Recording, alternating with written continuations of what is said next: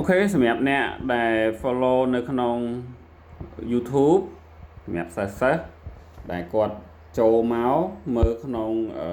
នេះនៅក្នុង playlist ហើយនៅក្នុងរៀនជួសជុល power supply នេះបាទពេលដែលគាត់ចូលមកហើយមើលវីដេអូដូចនៅខាងក្រោមនេះយើងមើលនេះមេរៀន68 69 7ឡើងដល់72វាបាត់71បាត់ទៅត្រូវហ៎ហើយបន្ទាប់ពី72មកឡើងដល់75វាបាត់73 74ត្រូវហ៎តាមពិតទៅវីដេអូហ្នឹងគឺមាននៅក្នុងតាមលេខរៀង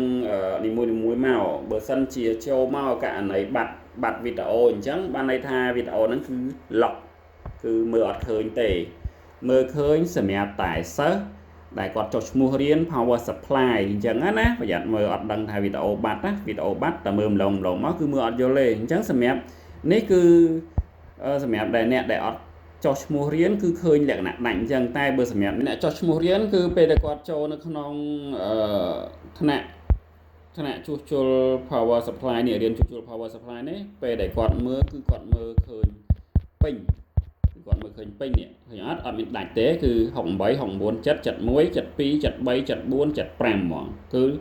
មេរៀនឡើងមកតាមលំដាប់អញ្ចឹងណាអញ្ចឹងមើលផងបើសិនជាដាច់មេរៀនគឺបានន័យថាយើងមើលអត់ឃើញហើយតោះតែយើងចុះឈ្មោះរៀនបានយើងមើលឃើញអូខេជួបគ្នានៅវីដេអូក្រោយ